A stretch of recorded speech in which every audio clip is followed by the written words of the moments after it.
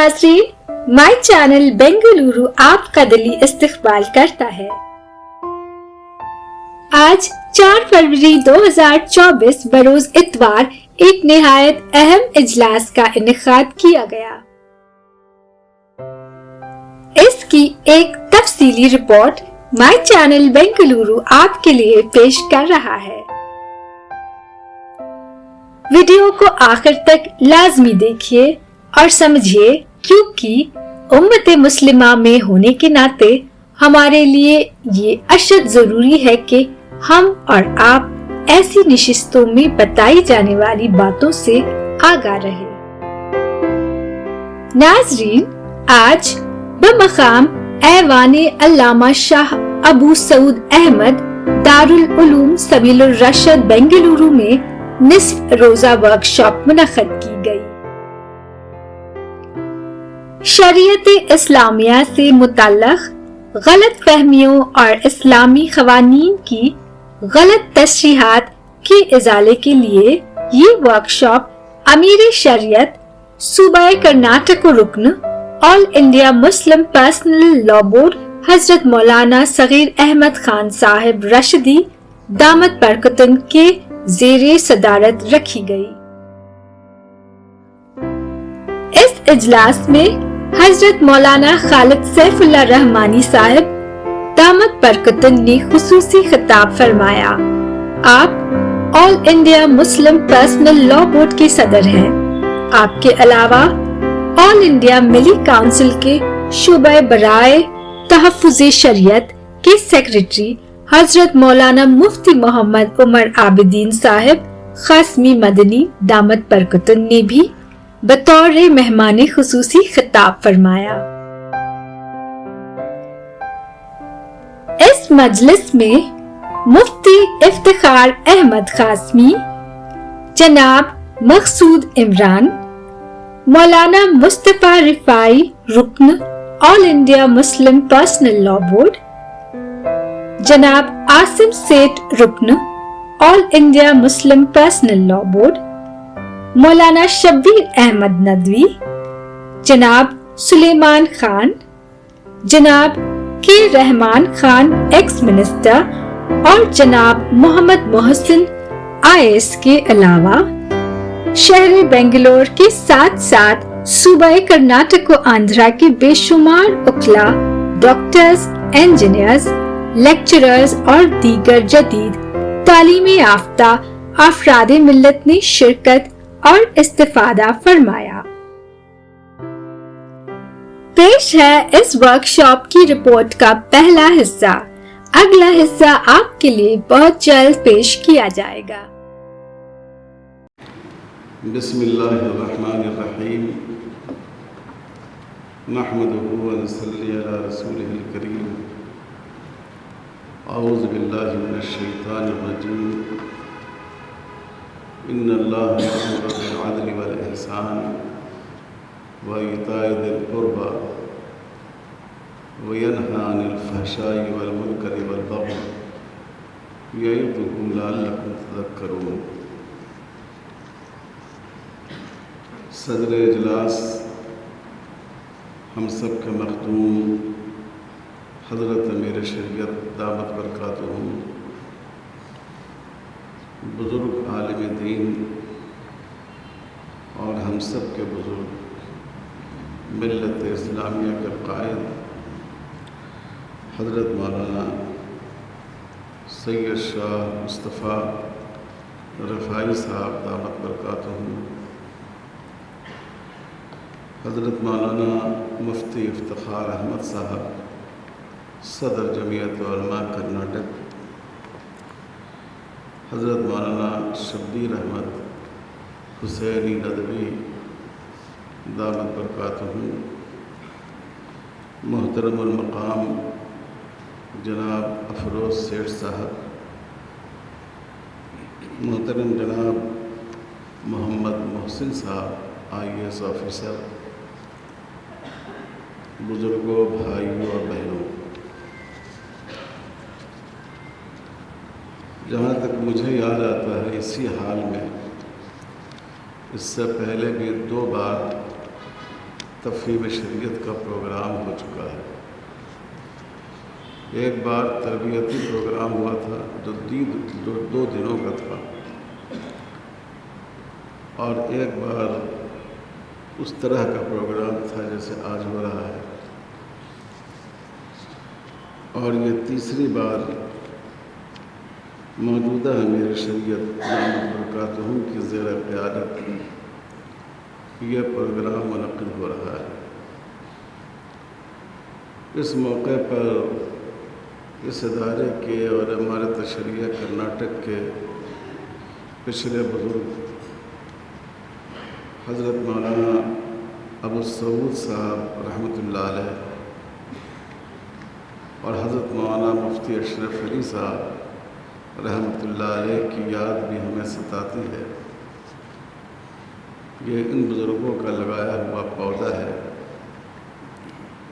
اور انہوں نے موجودہ امیر شریعت اور محترم سبیل الرشاد کے مضبوط اور محفوظ ہاتھوں میں اس پودے کو حوالے کیا ہے، اور اللہ کی ذات سے پوری امید ہے کہ انشاءاللہ یہ ترقی کا سفر طے کرتا جائے گا۔ اللہ تعالیٰ اس کو قبول فرمائے، آسان فرمائے۔ محترم بزرگوں، جو اصل موضوع تھا اس پر آپ نے مولانا محمد عمر عابدین قاسمی مدنی کی بہت تفصیلی بات سنی۔ اگر میں اس موضوع پر بات کرتا تو شاید اتنی بہتر طور پر اس کو پیش نہیں کر پاتا۔ مجھے امید ہے کہ انشاءاللہ علماء بھی اور جدید تعلیم یافتہ لوگ بھی اور ہماری بہنوں نے بھی اس سے استفادہ کیا ہوگا۔ All India Muslim personal law board کے بنیادی طور پر 4 شعبے ہیں۔ ایک شعبہ تو لیگل ہے، قانونی پیروی کا ہے، اس کے لیے لیگل کمیٹی بنی ہوئی ہے۔ سپریم کورٹ کے سینئر مسلم ایڈوکیٹس، ان کی مدد بورڈ کو حاصل ہے، وہ بورڈ کے رکن بھی ہیں، اور مختلف ریاستوں سے جو ہائی کورٹ کے سینئر وکلاء ہیں ان کی بھی خدمات ہم لوگوں نے حاصل کی ہیں، ان کی مدد بھی بورڈ کے ساتھ رہتی ہے، اور ہم کرناٹک کے جو وکلاء یہاں آئے ہیں ان سے بھی انشاءاللہ یہ درخواست پیش کریں گے۔ یہ لیگل کمیٹی اپنا کام کرتی رہتی ہے، عوام سے اس کا براہ راست تعلق نہیں ہے۔ دوسرا شعبہ دارالقضاء کا، قانون شریعت کو لوگوں پر اور اللہ کی زمین پر نافذ کرنے کی جو صورت ہے اور جو ہندوستان میں ممکن ہے وہ دارالقضاء کا نظام ہے۔ ماشاءاللہ آپ کے ہاں پہلے سے دارالقضاء قائم ہے، امارت شریعہ قائم ہے، اس کے تحت قضات مقرر ہوتے ہیں، لیکن ہندوستان کے بیشتر علاقے وہ ہیں جہاں امارت کا نظام قائم نہیں ہے، وہاں all India Muslim personal law board قاضی کا تقرر کرتا ہے۔ آپ کے یہاں ماشاءاللہ دارالقضاء قائم ہے اور بہت مستحکم بنیادوں پر یہ کام کر رہا ہے، اور میں موجودہ امیر شریعت دامت برکاتہم سے امید بھی رکھتا ہوں اور گزارش بھی کرتا ہوں کہ اس نظام کو اس طرح پھیلایا جائے کہ کرناٹک کے ہر ڈسٹرکٹ میں کم سے کم دارالقضاء ضرور، ہر ڈسٹرکٹ میں اب قاضی مقرر کیا جائے۔ تیسرا شعبہ بورڈ کا اصلاح معاشرہ کا ہے۔ اصلاح معاشرہ کا کیا مطلب ہے؟ شریعت کے حکم کو اپنے آپ پر اپنی مرضی سے نافذ کرنا، یہ اصلاح معاشرہ ہے۔ ہر مسلمان اس بات کے لیے تیار ہو جائے کہ ہم شریعت کے قانون کو اپنے آپ پر نافذ اور جاری کریں گے۔ یہی اصل ایمان ہے۔ ہم آپ نماز پڑھتے ہیں، ماشاءاللہ مسلمانوں کی ایک معتبر تعداد نماز پڑھتی ہے، اگر 5 وقتہ نماز نہ پڑھیں تو جمعہ کی نماز میں تو 80-90% مسلمان شریک ہوتے ہیں، اور جمعہ کا وقت کاروبار کا وقت ہوتا ہے، تجارت کا وقت ہوتا ہے۔ کون سی چیز ان کو مسجد لاتی ہے؟ اللہ کی رضا کا جذبہ، اللہ کے حکم کو اپنے آپ پر نافذ کرنا۔ ابھی بہت قلیل عرصے کے بعد رمضان المبارک شروع ہو جائے گا، ہم سب روزہ رکھیں گے۔ صبح سے لے کر شام تک بھوکا رہنا کوئی آسان بات نہیں۔ عام دنوں میں اگر آدمی ناشتے میں 1 گھنٹے کی تاخیر ہو جائے تو بعض لوگوں کا مزاج اتنا گرم ہوتا ہے کہ اس کی آگ پورے گھر کو سلگا دیتی ہے، جھگڑے ہو جاتے ہیں، لڑائیاں ہو جاتی ہیں۔ لیکن جب رمضان مبارک میں ہم روزہ رکھتے ہیں تو صبح کے طلوع ہونے سے لے کر سورج کے غروب ہونے تک ہم بھوکے رہتے ہیں، بھوک کو برداشت کرتے ہیں، ہنسی خوشی برداشت کرتے ہیں۔ یہ اپنی مرضی سے اللہ کے حکم کو اپنے آپ پر نافذ کرنا ہے۔ اللہ نے یہ مزاج اس امت کے اندر رکھا ہے۔ ابھی رمضان میں آپ زکوٰۃ بھی دیں گے۔ فارسی زبان کا ایک محاورہ ہے کہ تم جان کی قربانی چاہو تو دے دیں گے اور جو قربانی چاہو دے دیں گے، لیکن جہاں تک مال کی بات ہے سخن دریست۔ اگر مال کی قربانی چاہتے ہو تو اس میں ہم کو کلام ہے، اس میں گفتگو ہے نا۔ مال کی محبت آدمی کے اندر اتنی زیادہ ہوتی ہے کہ آدمی 1 پیسہ دوسرے کو دینا نہیں چاہتا ہے، لیکن ہر مسلمان جو صاحب ثروت ہے اور جس کا دین سے تعلق ہے، ہزاروں لاکھوں روپے رمضان المبارک کے مہینے میں زکوٰۃ ادا کرتا ہے اپنے غریب بھائیوں کو کہ اس سے مدد کرتا ہے۔ اصلاح معاشرہ اسی کا نام ہے کہ جیسے ہم نماز کے معاملے میں، روزے میں، زکوٰۃ میں، حج میں، عمرہ میں اور دوسری عبادتوں میں اپنی مرضی سے اپنے آپ پر اللہ کے حکم کو جاری کرتے ہیں، اسی طرح ہم نکاح کے مسئلے میں، طلاق کے مسئلے میں، میراث کی تقسیم کے مسئلے میں، میاں بیوی کے حقوق کے معاملے میں، والدین اور بال بچوں کے حقوق کے معاملے میں، بھائی بہن کے حقوق کے معاملے میں بھی ہم اپنی مرضی سے اپنے آپ پر شریعت کے احکام کو نافذ کریں۔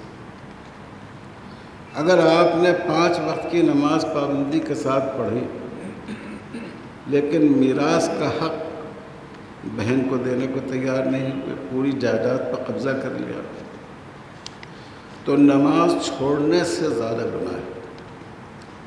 کیونکہ اگر آپ نے نماز نہیں پڑھی، یہ بھی بہت بڑا گناہ ہے، لیکن اس سے اللہ تعالیٰ کا حق فوت ہوتا ہے۔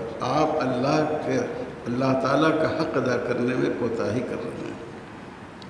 اللہ تعالیٰ حقوق کے محتاج نہیں ہے، ہم اپنی سعادت کے لیے، اجر کے لیے اللہ کی عبادت کرتے ہیں، لیکن انسان کے لیے جو حق مقرر کیا گیا ہے وہ اس کا محتاج ہے۔ اسی لیے علماء نے لکھا ہے کہ انسانوں کے حقوق کی اہمیت اللہ تعالیٰ کے حقوق سے بھی اس معنی کر زیادہ ہے۔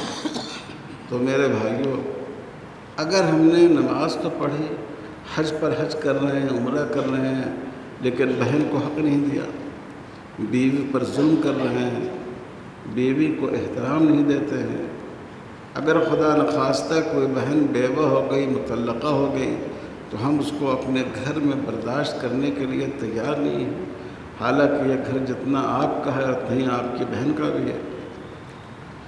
تو اس کا مطلب یہ ہے کہ شریعت کو ہم اپنے آپ پر نافذ کرنے کے لیے تیار نہیں ہیں۔ اصلاح معاشرہ کا مقصد یہ ہے کہ ہر مسلمان اپنی اندر کی رضامندی سے اللہ کے حکم کو اپنے آپ پر نافذ کرے۔ اس کو پولیس کی ضرورت نہ ہو، اس کو کورٹ کی ضرورت نہ ہو، اس کو فورس کی ضرورت نہ ہو، کیونکہ ایمان کی طاقت سے بڑی اور کوئی طاقت نہیں ہوتی۔ تو یہ اصلاح معاشرہ کا جو شعبہ ہے بورڈ کا، یہ عوام سے جڑا ہوا ہے۔ چوتھا شعبہ ہے تفہیم شریعت کا، جس کی اس وقت یہ بیٹھک ہو رہی ہے۔ تفہیم شریعت کے کیا معنی ہے؟ شریعت کو سمجھانا، خود شریعت کے مزاج کو سمجھنا اور دوسروں کو شریعت کا مزاج اور اس کی تفسیرات سمجھانا۔ تو اب دو مسئلوں پر مولانا عمر صاحب نے بات کی ہے۔ شریعت کے مزاج میں دو باتیں شامل ہیں جو اسلامی شریعت کو دنیا کے دوسرے قوانین سے ممتاز کرتی ہیں۔ اس میں دو باتیں بہت اہم ہیں۔ ایک بات تو یہ ہے کہ قانون شریعت فطرت پر مبنی ہے، انسانی فطرت اور نیچر پر مبنی ہے۔ فطرت اللہ التی فطر الناس علیہا، یہ وہ دین ہے جس پر اللہ تعالیٰ نے، اس کی فطرت پر اللہ تعالیٰ نے پیدا کیا ہے لوگ۔ شریعت کا ہر حکم فطرت کے مطابق ہے۔ جیسے میں آپ کو بتاؤں، اسلام سے پہلے کئی مذاہب ایسے تھے جن کا خیال یہ تھا کہ نکاح بری چیز ہے، چونکہ اس میں مرد و عورت کا تعلق قائم ہوتا ہے، تو وہ کہتے تھے کہ یہ گندگی ہے۔ اسی لیے آپ جانتے ہیں کہ ہمارے جو برادران وطن ہیں، ان کے جو اعلیٰ مذہبی پیشوا ہیں وہ شادی نہیں کرتے۔ کوئی شنکر آچاریہ شادی نہیں کرتا ہے، جو مندر کے پجاری ہیں وہ شادی نہیں کرتے، کیونکہ ان کے ہاں نکاح کو اللہ تعالیٰ کی قربت میں رکاوٹ سمجھا گیا ہے۔ دنیا کی سب سے بڑی قوم تعداد کے اعتبار سے دعویٰ کیا جاتا ہے کہ ہمارے کرسچن بھائی ہیں۔ آپ کو معلوم ہوگا کہ ہمارے عیسائی بھائیوں کے ہاں بھی نکاح کوئی پسندیدہ چیز نہیں ہے۔ اسی لیے جو ان کے بشپ ہوتے ہیں، پادری ہوتے ہیں، ان کے ہاں جو کام کرنے والی راہبہ عورتیں ہوتی ہیں، وہ شادی نہیں کرتی ہیں۔ لیکن ہم سب سمجھ سکتے ہیں کہ نکاح انسان کی فطرت کا حصہ ہے۔ اگر یہ انسان کی فطرت کا حصہ نہیں ہوتا تو اللہ تعالیٰ نے مردوں اور عورتوں کو دو الگ خصوصیات کے ساتھ پیدا نہیں کیا ہوتا، اور مرد و عورت کو اس لائق نہیں بنایا ہوتا کہ وہ ایک دوسرے کی بعض ضرورتوں کو، ان کی صنفی اور جنسی ضرورتوں کو پورا کر سکے۔ اور اس کے بغیر بھی انسانی نسل کی افزائش ممکن ہوتی ہے۔ انسانی نسل کی افزائش نکاح پر موقوف نہیں رہتی۔ صاف معلوم یہ ہوا کہ نکاح فطرت انسانی کا حصہ ہے۔ اسی لیے ہمارے رسول اللہ صلی اللہ علیہ وسلم نے فرمایا، النکاح من سنتی و سنن الانبیاء من قبلی، نکاح میری سنت بھی ہے اور مجھ سے پہلے نبیوں کی بھی سنت رہی ہے، کیونکہ یہ انسانی فطرت کا حصہ ہے، اور دین حق ہمیشہ فطرت کے مطابق ہوتا ہے۔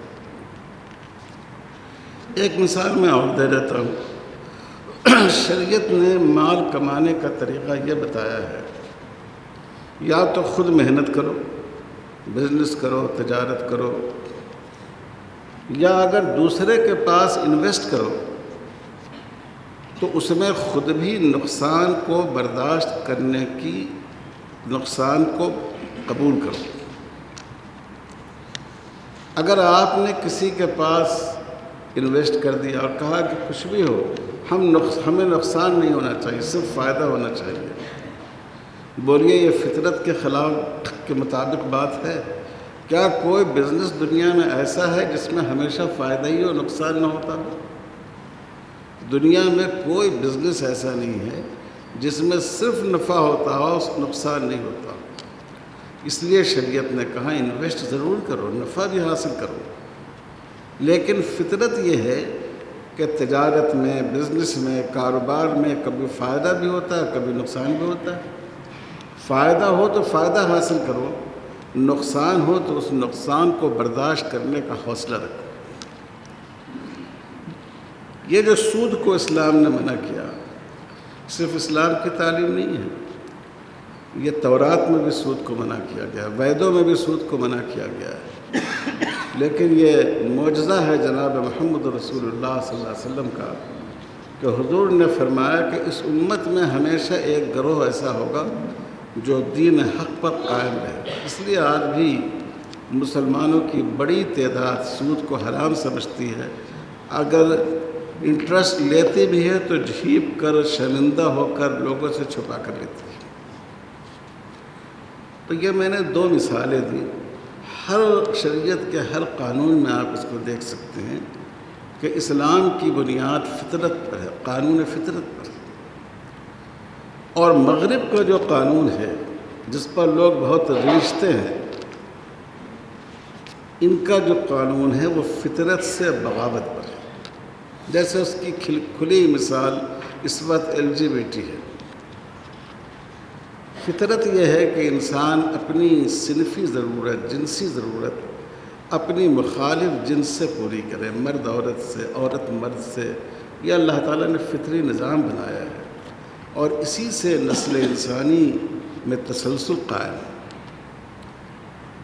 اب آج دیکھیے آپ کہ وہاں مغرب میں صورتحال یہ ہے کہ اگر کوئی آدمی یہ کہے کہ ہم جنسی کے ہم مخالف ہیں، مرد مرد سے، عورت عورت سے اپنی ضرورت پوری نہیں کر سکتی، تو اتنا بڑا جرم ہے کہ پورے ملک میں اس کے خلاف پروپیگنڈا ہونے لگتا ہے۔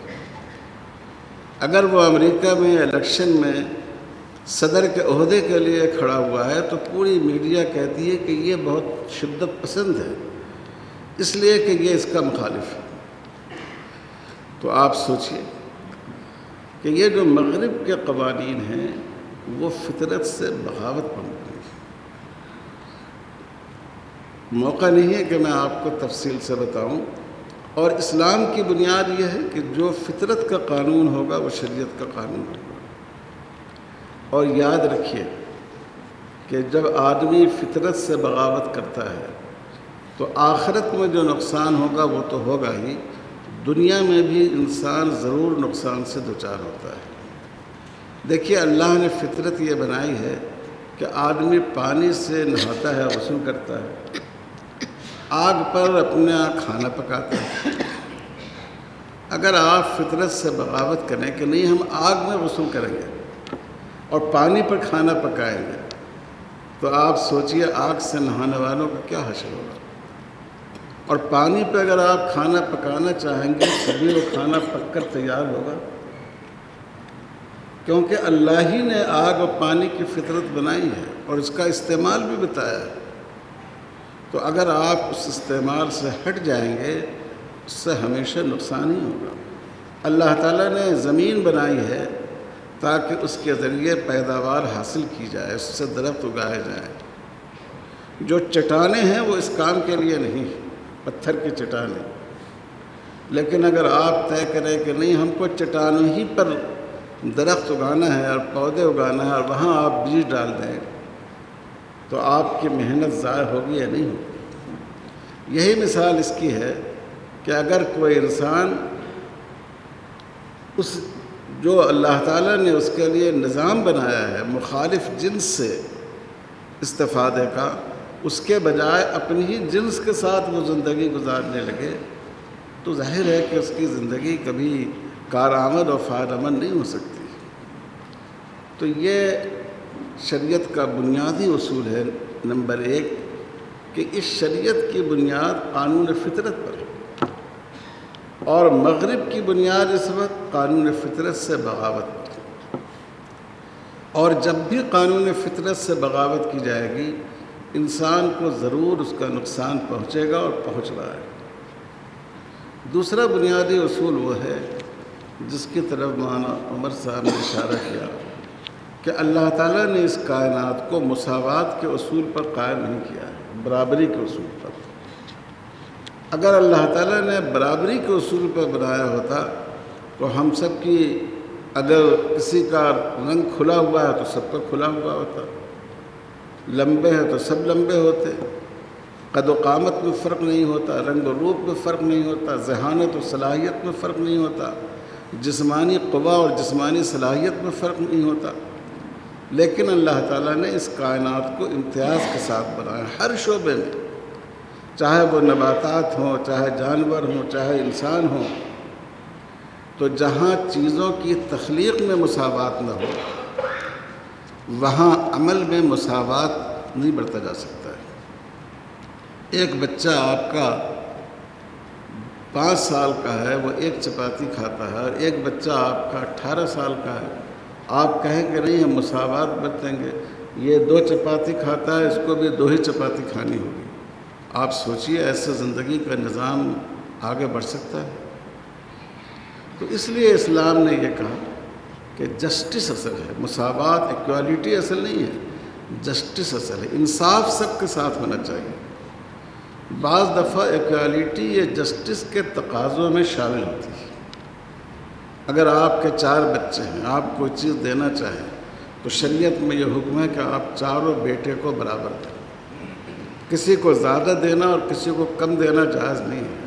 حضور صلی اللہ علیہ وسلم کے ایک صحابی حضرت نعمان ابن بشیر رضی اللہ تعالیٰ عنہ تھے، ان کی والدہ نے ان کے والد سے تقاضا کیا کہ ان کو نعمان جو ہیں ان کو فلاں باغ دے دیا جائے۔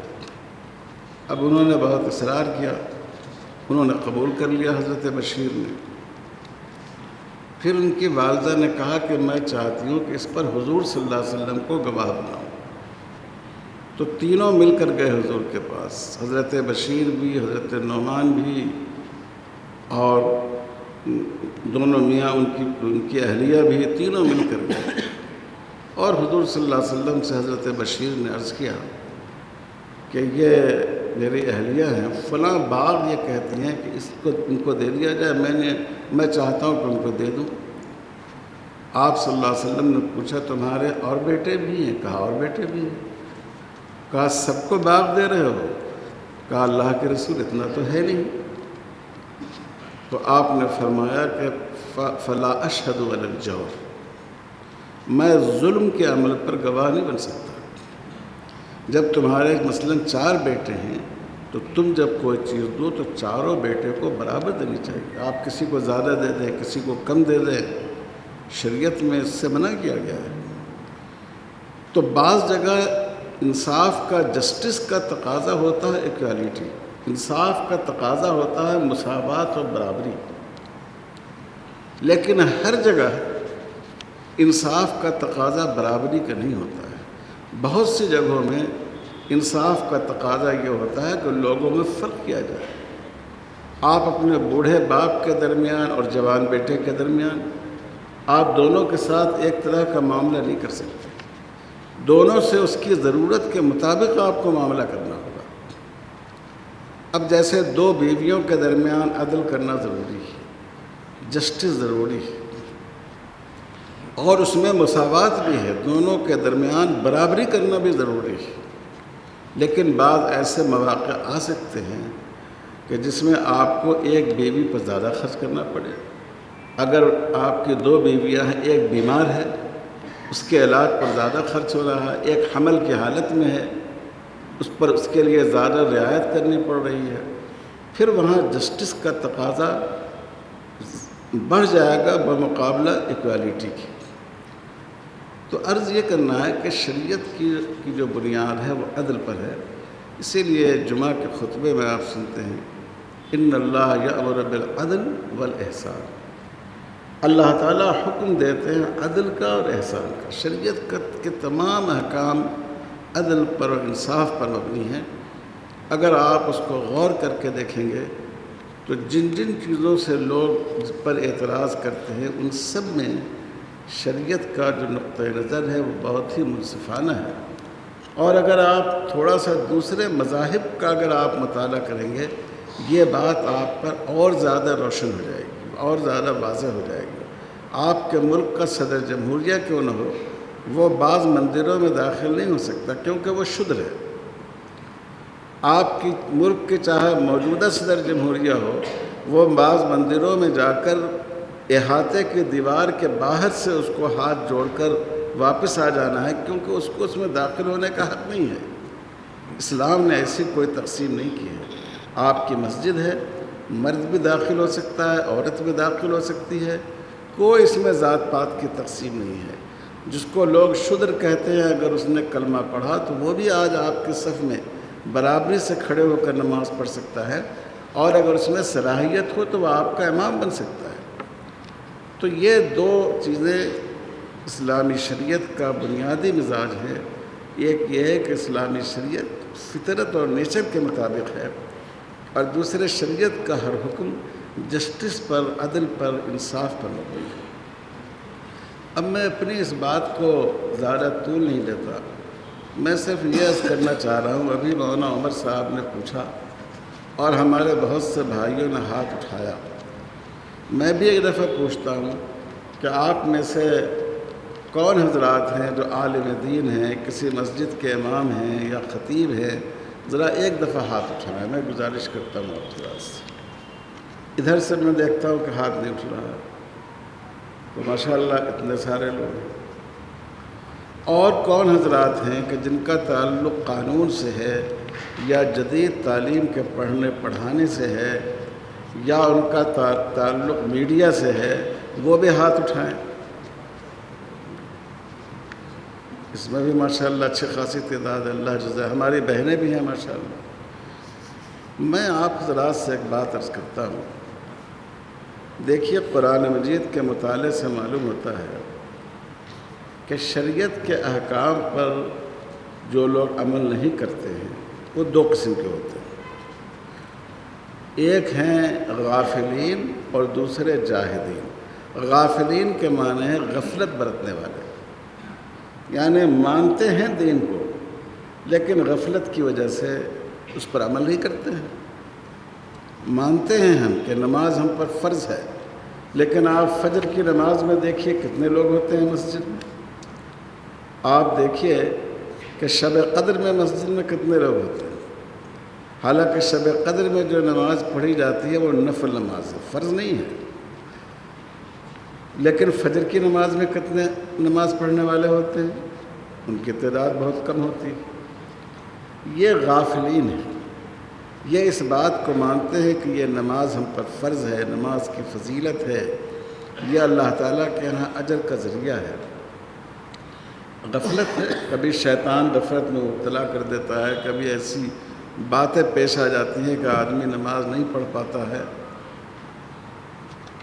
ان کی اصلاح کا جو طریقہ ہے وہ ہے موعظۃ حسنہ، ان کو نصیحت کی جائے، ان کو سمجھایا جائے، ان کو آپ صرف سمجھا دیں، اللہ رسول کا حوالہ دیں، انشاءاللہ وہ اس پر عمل کریں گے۔ آپ نے اپنے گھر میں دیکھا ایک ایماندار مسلمان خاتون کی حیثیت سے کہ میرا بیٹا میری بہو کے ساتھ زیادتی کرتا ہے، جہاں نہیں ڈانٹنا چاہیے وہاں بھی زبان اپنی سخت کر لیتا ہے، اس کی عزت کا خیال نہیں رکھتا، پورے گھر والوں کے سامنے اس کی فضیحت کرتا ہے، اس کے ساتھ صحیح طور پر پیش نہیں آتا ہے، اس کے ساتھ صحیح طور پر وقت نہیں دیتا ہے۔ آپ نے اپنے بیٹے کو سمجھایا کہ دیکھو میں تمہاری ماں ہوں اور تم میری ایک اور بیٹی اس گھر میں لائے ہو، میں بہو نہیں سمجھتا ہوں، میں بیٹی سمجھتا ہوں، تم اس کے ساتھ انصاف کرو، تم اس کا احترام کرو، تم اس کو عزت دو، کوئی شکایت ہو تو تم تنہائی میں محبت کے ساتھ اس کو سمجھاؤ۔ آپ سوچئے کہ اس نصیحت کا بیٹے پر اثر پڑے گا نہیں؟ اگر ماں اپنے بیٹے کو اس کا پابند کرے ضرور اس کا اثر اس بیٹے پر پڑے گا۔ یہ ہر انسان اگر اس بات کو سوچے، باپ اسی طرح سوچے اپنے بچوں کے بارے میں، یہ اصلاح معاشرہ ہے۔ اصلاح معاشرہ کا مطلب صرف اصلاح معاشرہ کا جلسہ نہیں ہے، بڑے بڑے جلسے ہیں، کانفرنس ہے، نعرے تکبیر بلند ہو رہا ہے۔ اصلاح معاشرہ کا مطلب ہے لوگوں کے دلوں پر دستک دینا، لوگوں کے اندر اصلاح کا جذبہ اندر سے ابھارنا۔ بیٹا نماز نہیں پڑھ رہا ہے، بیٹی نماز نہیں پڑھ رہی، ایک باپ ہے، ایک ماں ہے، وہ اپنے بچوں سے کہے کہ جب تک تم نماز کا اہتمام نہیں کرو گے میں تمہارا کھانا نہیں کھاؤں گا۔ آپ سوچئے بچے پر اس کا کتنا زیادہ اثر ہوگا۔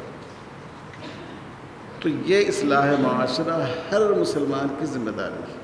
یہاں چونکہ بڑا طبقہ ماشاءاللہ حضرات علماء کا، ائمہ اور خطبہ کا بھی موجود ہے، آپ حضرات سے میں عرض کرتا ہوں کہ آپ اس ذمہ داری کو بہت اچھی طرح ادا کر سکتے ہیں۔ دیکھیے اس کے لیے بڑی کانفرنس کی ضرورت نہیں ہے، بڑے جلسوں کی ضرورت نہیں ہے،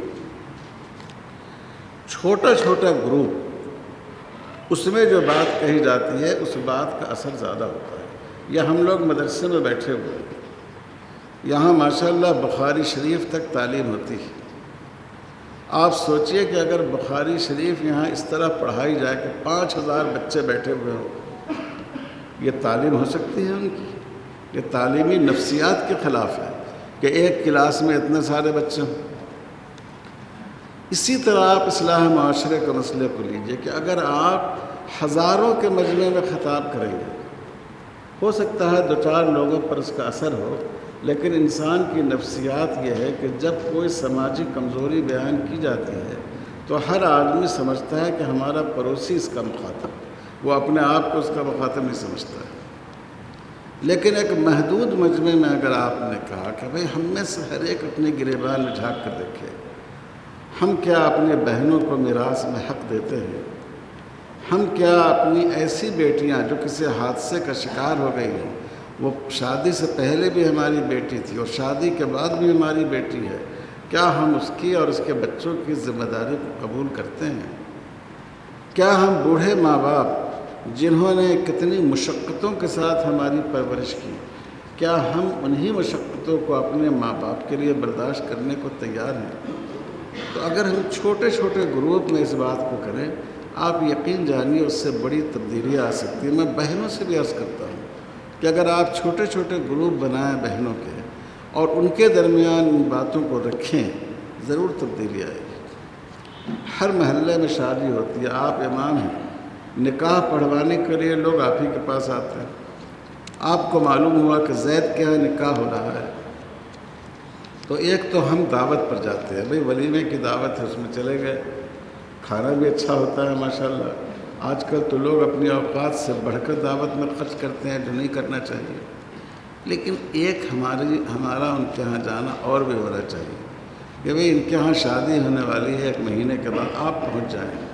بھائی دیکھو، آپ شادی سادگی سے کرو، آپ لڑکی والے ہیں، ہم آپ کے دوسرے فریق سے بھی بات کریں گے کہ آپ سادگی کے ساتھ شادی کیجیے۔ میں اس مسجد کا امام ہوں، آپ میرے پیچھے نماز پڑھتے ہیں تو اس میں بھی آپ میری بات کو تسلیم کیجیے۔ اور میں یہ نہیں کہتا ہوں کہ جو پیسہ آپ کا بچے وہ مدرسہ اور مسجد کو دے دیجیے، نہیں، آپ اس پیسے کو محفوظ رکھیے، اسی جوڑے کے مستقبل کے بھلائی کے لیے، اس کے فیوچر کے لیے آپ خرچ کیجیے۔ آپ کے داماد کے پاس مکان نہیں ہے، کل وہ مکان بنانا چاہے، آپ اس رقم کو محفوظ کیجیے، اس وقت آپ اپنی بیٹی کی مدد کر دیجیے۔ کل ہو کر اس کے بچوں کی تعلیم کا مسئلہ آئے، وہ فیس ادا کرنے کے لائق نہیں ہے، آپ اس وقت فیس میں اس کی مدد کر دیجیے تاکہ اس کی زندگی سنورے، اس کی زندگی بہتر بنے۔ تو یہ بہت بڑا کردار ادا کر سکتا ہے جو ہمارے ائمہ اور خطبہ ہیں۔ اور میں آپ سے سچ کہتا ہوں، اس گئی گزری حالت میں بھی مسلمان جتنی توجہ سے اپنے امام اور عالم کی بات سنتا ہے، وزیر اعظم کی بات نہیں سنتا ہے، کسی طبقے کی بات نہیں سنتا ہے۔ تو بہت بڑی ذمہ داری ہے یہ حضرات علماء پر کہ آپ حضرات اس کا مزاج بنائیے، اپنا گروپ بنائیے، اپنے اپنے محلوں میں جہاں کسی کا انتقال ہوا۔ حضرت مولانا قاضی مظاہر اسلام صاحب رحمۃ اللہ علیہ ہمارے چچا تھے، ان کا معمول یہ تھا، خاندان میں کوئی وفات ہوئی، دوسرے دن وہاں وہ تدفین وغیرہ کے بعد دوسرے دن پہنچ جاتے تھے، اور سب ان کے عزیز ہی تھے۔ سب سے پہلا سوال یہ کرتے تھے کہ تمہاری جو جائیداد ہے، جو مرحوم نے چھوڑی ہے، تم نے اس کو تقسیم کیا ہے نہیں کیا ہے؟ کیا کیا جائیدادیں ہیں بتاؤ، کیا زمینیں ہیں، کیا مکانات ہیں، کیا پیسے ہیں؟ پھر اس کا حصہ لگاتے اور ان کو آمادہ کرتے کہ دیکھو شریعت کے مطابق تم ان کو تقسیم کر لو۔ یہاں تک کہ بعض لوگ تو ہمارے گھر میں چڑھ بھی جاتے تھے کہ ابھی تو انتقال ہوا اور ابھی یہ جائیداد کا مسئلہ لے کر بیٹھ گئے۔ لیکن یہ بات دیکھی گئی کہ جہاں ترکے کی تقسیم مورث کے مرنے کے بعد جلد سے جلد ہو جاتی ہے، لوگوں کا دل نرم ہوتا ہے، عافیت کے ساتھ ہو جاتی ہے، بعد میں پھر بہت اختلاف پیدا ہوتا ہے۔ تو میں حضرات علماء اور خطبہ سے درخواست کرتا ہوں کہ آپ کی شریعت میں آپ کا درجہ بہت اونچا ہے، اور جس کا درجہ اونچا ہوتا ہے اس کی ذمہ داریاں بھی زیادہ ہوتی ہیں۔ معاشرے کی اصلاح معاشرے کا جو بورڈ کا کام ہے اس کو آپ سے بہتر طریقے پر کوئی نہیں کر سکتا۔ اور میں اس بات کو بار بار دہرا رہا ہوں کہ اصلاح معاشرہ صرف جلسوں سے نہیں ہوتا ہے۔ اصلاح معاشرہ انفرادی ملاقاتوں سے، چھوٹی چھوٹی گروپ میٹنگ سے، چھوٹی چھوٹی مجلسوں سے ہوتا ہے۔ جو صاحب معاملہ ہیں، آپ ان کے پاس پہنچ جائیں، آپ نے دیکھا ایک شخص کا انتقال ہوا اور چچا نے پوری جائیداد پر قبضہ کر لیا، یتیم بھتیجے ہیں بھتیجیاں ہیں ان کو محروم کر دیا۔ آپ ایک ذمہ داری سمجھ کر ان کے یہاں پہنچ جائیں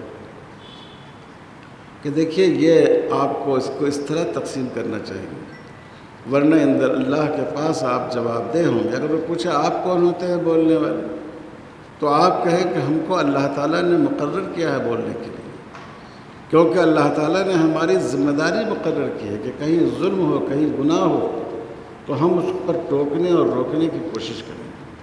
تو میں بہت دستبستہ درخواست کرتا ہوں حضرات علماء کرام سے، حکومت سے لڑنا، احتجاج کرنا، نعرے لگانا یہ مشکل نہیں ہے۔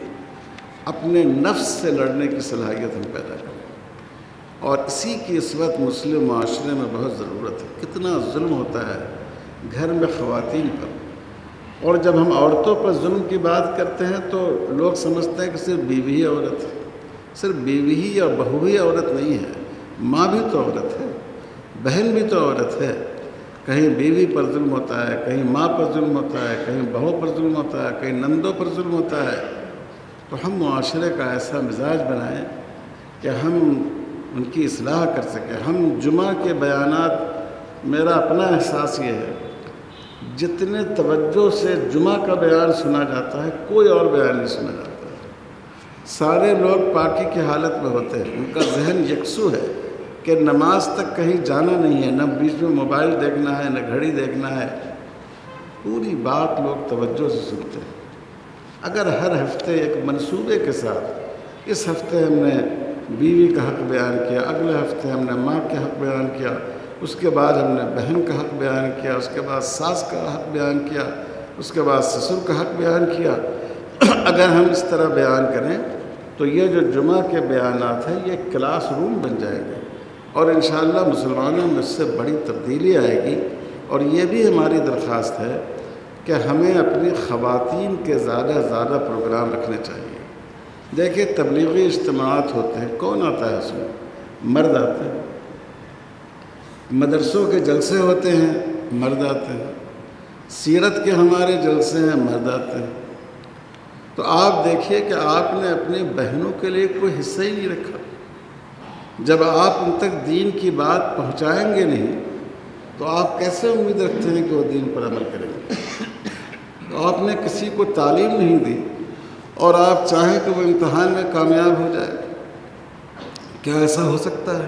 اس لیے میں آپ علماء سے یہ بھی درخواست کرتا ہوں، جتنے اہتمام سے آپ مردوں کے لیے پروگرام رکھتے ہیں اس سے زیادہ اہتمام سے خواتین کے لیے آپ پروگرام رکھیں، ان کو دین و شریعت کے بارے میں آگاہ کریں۔ دیکھیے اللہ تعالیٰ نے عورتوں میں قبول کرنے کی زیادہ صلاحیت رکھی ہے، اور اللہ تعالیٰ نے عورتوں میں اثر انداز ہونے کی زیادہ صلاحیت رکھی ہے۔ حضور صلی اللہ علیہ وسلم نے فرمایا کہ میں نے عورتوں کی طرح نہیں دیکھا، اذهب للب الرجل الحازم، قوی الارادہ سے قوی الارادہ مرد بھی ہو، عورت اس پر حاوی ہو جاتی ہے۔ اگر آپ عورتوں کی صحیح تربیت کریں تو وہ بحیثیت ماں، بحیثیت بیوی جتنا بہتر کردار ادا کر سکتی ہے معاشرے کی اصلاح میں، مرد ادا نہیں کر سکتا۔ تو یہ ایک شعبہ اصلاح معاشرہ کا ہے۔ دوسرا شعبہ ہے تفہیم شریعت کا۔ اس میں جو ہمارے قانوندہ حضرات ہیں ان کی بھی، اور جو ہمارے علماء ہیں ان کی بھی بڑی ذمہ داری ہے۔ جو میں نے آپ سے بتایا کہ ایک طبقہ ہے غافلین کا، جو شریعت کے کسی حکم پر عمل نہیں کرتا ہے غفلت کی وجہ سے، اور دوسرا طبقہ ہے جاحدین کا، جحود کے معنی انکار، جو شریعت کے حکم کا انکار کرتا ہے، چاہے وہ غیر مسلم ہو، چاہے وہ مسلمان ہوں جن کا دل پوری طرح شریعت کے قوانین پر مطمئن نہیں ہو۔ ان کو مطمئن کرنا یہ علماء کی اور پڑھے لکھے مسلمانوں کی ذمہ داری ہے، صرف علماء کی ذمہ داری نہیں ہے۔ ہر شعبہ زندگی میں جس شعبے میں آپ رہتے ہوں بحیثیت مسلمان آپ کی ذمہ داری ہے۔ اس کو قرآن مجید نے مجادلہ کے لفظ سے تعبیر کیا ہے، وَجَادِلْهُمْ بِالَّتِي هِيَ أَحْسَنُ۔ آپ ان سے ایسے طریقے پر ڈیبیٹ کریں جو سب سے بہتر طریقہ ہو۔ علامہ ابن تیمیہ رحمۃ اللہ علیہ نے فرمایا کہ اللہ تعالیٰ نے نصیحت کے لیے سادہ لفظ استعمال کیا، موعظۃ حسنہ، بہتر نصیحت، لیکن جو علمی ڈیبیٹ ہو، فکری ڈیبیٹ ہو، اس کے لیے عربی گرامر کے لحاظ سے اس میں تفضیل کا صیغہ استعمال کیا کہ جو سب سے بہتر طریقہ ہو سکتا ہے اس طریقے پر آپ ان سے مباحثہ کیجیے، ڈائلاگ کیجیے، ان سے آپ بات چیت کیجیے۔ یہ ہماری بہت بڑی ذمہ داری ہے تفہیم شریعت اسی کام کے لیے۔ اس کے لیے کافی لٹریچر بورڈ میں موجود ہے۔ مسلم پرسنل لا چند غلط فہمیاں، میری ایک کتاب ہے، ابھی مولانا عمر صاحب نے اس کا ذکر کیا۔ میری ہی ایک اور کتاب ہے جو سپریم کورٹ کے وکلاء کی خواہش پر میں نے لکھا تھا، خواتین کے مالی حقوق، اور بھی کئی کتابیں ہیں۔ ان کتابوں کا انگریزی میں بھی ترجمہ ہو چکا ہے، اور میں حضرت امیر شریعت سے درخواست کرتا ہوں کہ یہ جو مسلم پرسنل لا چند غلط فہمیاں ہیں، یہ ہندوستان کی اکثر زبانوں میں اس کا ترجمہ ہو چکا ہے، ہندی میں بھی ہوا ہے، ملیالم میں بھی ہوا ہے، تیلگو میں بھی ہوا ہے۔ ہماری درخواست ہے کہ کنڑی زبان میں بھی اس کا ترجمہ اگر ہو جائے اور امارت شریعہ کرناٹک کی جانب سے اس کی اشاعت ہو جائے اور زیادہ سے زیادہ اس کو مسلمانوں اور غیر مسلموں میں پھیلایا جائے تو یہ انشاءاللہ بہت مفید ہوگا۔ تو میں آپ حضرات سے یہ درخواست کرتا ہوں کہ یہ تو ایک پروگرام ہوا، اب ختم ہو جائے گا، یہ کافی نہیں ہے۔ آپ یہ ماشاءاللہ اتنا بڑا شہر ہے، جو علماء ہیں اور وکلاء ہیں، یہ مل کر اپنا ایک گروپ بنائے، ایک 50 آدمیوں کا گروپ بنائے، ہر 15 روز پر ایک موضوع رکھیے۔ ایک موضوع پولیگیمی کا ہے، ایک موضوع عورتوں کے حق میراث کا ہے، ایک موضوع طلاق کا ہے، ایک موضوع فسخ نکاح کا ہے، ایک موضوع نکاح کی عمر کا ہے، ایک موضوع یتیم پوتے کی میراث کا ہے۔ علماء بھی ہوں اور وکلاء بھی ہوں۔ علماء اس میں جو شرعی نقطۂ نظر ہے اس کو پیش کریں، اور وکلاء اس میں جو قانونی نقطۂ نظر سے جو وہ عدالتوں میں جاتے ہیں، جو وہ فیس کرتے ہیں، ان کی مجبوری ہم سمجھتے ہیں، چونکہ وہ مخالف اسلام لوگوں کو فیس کرتے ہیں، وہ اپنے شبہات رکھیں۔ اور جو علماء ہیں، وہ جو ہمارے وکلاء بھائی کسی موضوع پر شبہ پیش کریں، اس پر ناراض ہونے کی ضرورت نہیں ہے کہ یہ بالکل یہ کافر ہے، مشرک ہے، فاسق ہے، نہیں۔ آپ کو ان لوگوں کو فیس کرنا نہیں پڑتا ہے جن کو یہ فیس کرتا ہے، جن کا سامنا ان کو کرنا پڑتا ہے۔ ہم ان کی مجبوری کو سمجھیں اور ہم اپنے آپ کو تیار کریں۔ اگر ہم قانون شریعت نہیں سمجھا پا رہے ہیں، کہیں نہ کہیں یہ ہماری کمی ہے، کیونکہ اللہ کی شریعت ناقص نہیں ہو سکتی ہے، ہماری عقل اور ہمارا فہم ناقص ہو سکتا ہے۔ میں درخواست کرتا ہوں، مولانا تشریف لے گئے، مولانا عمران صاحب، میں ان سے بھی کہنا چاہ رہا تھا، اور بھی یہاں مولانا افتخار صاحب بھی موجود ہیں، ایک گروپ بنائیے 50 لوگوں کا، جس میں علماء بھی ہوں اور وکلاء بھی ہوں۔ اور میری تو درخواست یہ ہے کہ اس میں ہماری بہنیں جو قانون کے سے تعلق رکھتے ہیں ان کو بھی آپ رکھیے، اور بہت ہی کشادہ دلی کے ساتھ سب کی بات کو سنیے، تحمل کے ساتھ۔ جو جواب آپ آج دے سکتے ہوں آج دیجیے، اور اگر کسی بات کا تشفی بخش جواب آپ آج نہیں دے سکیں تو آپ ان سے ٹائم لیجئے کہ اب اگلی جو مجلس ہوگی اس میں انشاءاللہ ہم اس کو اور زیادہ بہتر طور پر پیش کریں گے، اور پھر اس بات کو جو ہمارے قانون داں حضرات ہیں اگلی مجلس میں وہ اس بحث کو دہرائیں کہ اگر میری بحث اپنے ساتھیوں کے ساتھ ہوگی، عدالت میں دوسرے وکلاء کے ساتھ ہوگی، تو میں اس مسئلے کو اس طرح سمجھاؤں گا۔ تو اس طرح اگر ہم کریں، یہ تو ایک پروگرام تو اس لیے ہوتا ہے کہ لوگوں میں ایک تحریک پیدا ہو، لیکن اس سے وہ مقصد حاصل نہیں ہو سکتا ہے۔ تو میں جاننا چاہتا ہوں آپ میں سے جو سینئر ایڈوکیٹ ہیں وہ اپنا ہاتھ اٹھائیں ایک دو حضرات ہاتھ اٹھائیں اس میں کہ جو اس میں ہمارے کام آ سکتے ہیں، بہت بہتر ہے۔ مولانا سلیمان صاحب، آپ حضرات کا نام درج کیجیے۔ ہماری بہنوں میں اگر کوئی ہیں تو وہ نام مولانا سلیمان صاحب، آپ ان کا بھی نام درج کیجیے۔ اور میں حضرات علماء سے پوچھتا ہوں کہ جو اس گروپ میں اپنے بھائیوں کی مدد کے لیے شامل ہونا چاہتے ہیں وہ ہاتھ اٹھائیں۔ جی، آپ ان حضرات کے بھی نام لکھیے۔ مطالعہ کرنا ہوگا، پہلے پڑھنا ہوگا، چونکہ یہ جلسہ سیرت النبی نہیں ہے کہ آپ آئیں اور جذباتی تقریر کر دیں۔ اس میں بہت ہی لاجیکل بات کرنی ہوگی، ایک ایک بات سمجھانی ہوگی اور لوگوں کے سوالات کا جواب دینا ہوگا۔ تو آپ لوگ، خاص کر جو نوجوان علماء ہیں، آپ اس کی تیاری کیجیے۔ اس کے لیے لٹریچر موجود ہے، ضرورت ہوگی تو میں حضرت سے درخواست کروں گا کہ ایک دفعہ پھر 2 دنوں کا ایک تربیتی کیمپ رکھ دیں جس میں علماء اور وکلاء کی شرکت ہو۔ تو آپ حضرات سے گزارش ہے، مولانا سلیمان صاحب ایک گروپ بنا دیجیے، لمبا چوڑا گروپ نہیں ہو، 40-50 آدمی بہت ہے۔ ہر 2 ہفتے پر ایک دفعہ بیٹھ جائیں، ایک ٹاپک کو لیں، اس پر پوری تیاری کر کے بات کریں، ایک دوسرے کو مطمئن کریں، اس لائق بنا دیں کہ جس کا سوال تھا وہ دوسروں کو اس پر مطمئن کر سکے۔ انشاءاللہ سب لوگ کریں گے بھائی۔ اور جو ہم نے حضرات ائمہ سے درخواست کی تھی کہ آپ یہ کوشش کیجئے کہ چھوٹی سطح پر ایک تو جمعہ کو آپ اصلاح معاشرہ کا موضوع بنائیے۔ اگر مہینے میں 4 جمعہ آ رہا ہے تو 2 جمعہ آپ اصلاح معاشرہ کا رکھیے، اور اس میں لوگوں کو سیدھی سادھی آسان زبان میں قرآن و حدیث کی روشنی میں آپ ان سے بات کیجئے، پھر ان سے عہد بھی لیجئے کہ بھئی یہ شریعت کا حکم ہے، آپ اس پر عمل کریں گے یا نہیں کریں گے؟ کیا ہمارے جو علماء حضرات ہیں وہ انشاءاللہ اس پر عمل کریں گے؟ جی، آپ حضرات تو جواب ہی نہیں دے رہے ہیں۔ انشاءاللہ عمل کریں گے آپ حضرات؟ انشاءاللہ۔ دیکھیے، میں حضرات علماء سے کہتا ہوں، آپ سے صرف اپنے عمل کے بارے میں پوچھ نہیں ہوگی اللہ کی، آپ سے اپنی اس امت کے عمل کے بارے میں پوچھو۔ اگر آپ کے پڑوس میں کوئی ظلم ہو رہا تھا، شریعت کا حکم توڑا جا رہا تھا، اور آپ نے اس کو روکنے کی کوشش نہیں کی، ٹوکنے کی کوشش نہیں کی، تو چاہے آپ خود اس ظلم سے محفوظ ہو، لیکن اس کے گناہ میں آپ شریک سمجھے جائیں گے۔ اس لیے آپ کی ذمہ داری بہت زیادہ ہے۔ آخر میں ایک بات اور بھی جو ہمارے قانون داں حضرات ہیں ان سے عرض کرنا چاہتا ہوں۔ ابھی بورڈ کی پچھلی میٹنگ میں ہم لوگوں نے طے کیا کہ ایک تو لیگل کمیٹی ہے ہمارے یہاں جو بنیادی طور پر سپریم کورٹ میں ان مقدمات کو دیکھتی ہے جو قانون شریعت کے خلاف ہیں۔ ابھی بھی کئی ایسے مقدمات چل رہے ہیں۔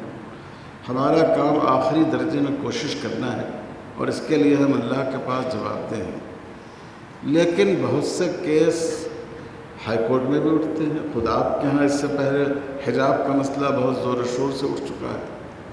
تو ہم لوگوں نے یہ طے کیا ہے کہ یہ لیگل کمیٹی تو بورڈ کی اپنی جگہ ہے، ایک ہم لیگل سیل بنائیں جس میں ریاستوں سے ہائی کورٹ کے جو وکلاء ہیں ان میں ان وکلاء کو بھی ہم اس میں شامل کریں، تاکہ اگر کسی اسٹیٹ میں کوئی مسئلہ دائر ہو، چاہے سیشن کورٹ ہی میں کیوں نہ ہے، تو وہاں ایسے لوگ موجود ہوں کہ بورڈ ان سے درخواست کرے کہ بھئی آپ اس کیس کو دیکھ لیں، جو آپ کو قانونی معلومات کی مدد چاہیے، شرعی معلومات کی مدد چاہیے، وہ ہم فراہم کریں گے آپ کو۔ تو ہم یہ بھی چاہتے ہیں کہ ایک کچھ منتخب وکلاء جو ہائی کورٹ کے وکلاء ہوں، کرناٹک ہائی کورٹ کے، ان کے نام آپ ہمیں دیں، تاکہ ہم جب ملک گیر سطح پر لیگل سیل بنائیں تو ہم اپنے ان دوستوں کا نام اس میں شامل رکھیں، اور جب ایسے مسائل پیدا ہوں تو ہم اس میں ان سے مدد لیں، ان سے فائدہ اٹھائیں۔ اس سے پہلے بھی جو کرناٹک کے وکلاء تھے انہوں نے بہت ہی اچھا تعاون کیا بورڈ کا اور قانون شریعت کے تحفظ کے سلسلے میں۔ تو یہ ہمارا پیغام ہے، جو علماء ہیں وہ اصلاح معاشرہ کے کام پر توجہ دیں، جو وکلاء ہیں وہ اپنے نام لیگل سیل کے لیے پیش کریں، جو علماء اور وکلاء دونوں چاہے مرد ہوں یا خواتین ہوں، وہ آپس میں مل جل کر تفہیم شریعت کا ورکشاپ رکھا کرے، تھوڑی تعداد میں، اور مسائل کو سمجھنے کی کوشش کریں۔ تو اس طرح انشاءاللہ ہم اس لائق ہو سکیں گے کہ اس ملک میں شریعت کو ہم نافذ کر سکیں، اور اگر ہم نے اپنے آپ پر شریعت کو نافذ کی تو کوئی قانون ہم کو اس سے روک نہیں سکتا ہے۔ اگر ہم خود اپنے آپ کو جتنے فیصلے قانون شریعت کے خلاف ہوئے ہیں وہ اس وجہ سے ہوئے ہیں کہ ہم نے خود شریعت کے اس قانون کا نام لے کر غلط طریقے پر ہم نے اس کو استعمال کرنا شروع کر دیا تھا۔ اب لوگ دوسرے نکاح کی بات کہتے ہیں، لیکن قرآن نے یہ بھی کہا کہ اگر تم انصاف نہ کر سکو تمہارے لیے ایک ہی نکاح جائز ہے۔ تو یہ بات تو یاد نہیں کہ ایک سے زیادہ نکاح کی اجازت دی گئی ہے، لیکن یہ بات کہ اگر آدمی انصاف کی صلاحیت نہیں رکھتا ہو کسی وجہ سے، اپنے معاشی معیار کی وجہ سے یا کسی اور وجہ سے، اپنی مزاجی کیفیت کی وجہ سے، اس کے لیے دوسرا نکاح کرنا جائز نہیں ہے۔ اس مسئلے کو ہم لوگوں نے بھلا دیا۔ اس کو تو یاد رکھا کہ مرد کو طلاق کا حق دیا گیا ہے، لیکن کن حالات میں دیا گیا ہے، کن مجبوریوں میں دیا گیا ہے، ان کو ہم نے پیش نظر نہیں رکھا۔ تو جب ہم خود اپنے آپ پر شریعت کو نافذ کریں گے اور ایسی بے احتیاطیوں سے اپنے آپ کو بچائیں گے تو انشاءاللہ اس کی برکت سے اللہ تعالیٰ ہماری شریعت کی حفاظت فرمائیں گے۔ میں بہت شکر گزار ہوں حضرت امیر شریعت دامت برکاتہم کا اور یہاں کے ان تمام بزرگوں کا کہ انہوں نے یہ اہم پروگرام کیا اور اتنی اچھی تعداد میں بہت ہی معتبر اور اچھے لوگوں کو جمع کیا، اور میں امید رکھتا ہوں کہ انشاءاللہ اس کا سلسلہ آئندہ بھی قائم رہے گا۔ اللہ تعالیٰ ان حضرات کو جزائے خیر عطا فرمائے اور ہم سب کو توفیق عطا فرمائے کہ شریعت کی حفاظت کے کارواں کا ہم حصہ بن سکیں۔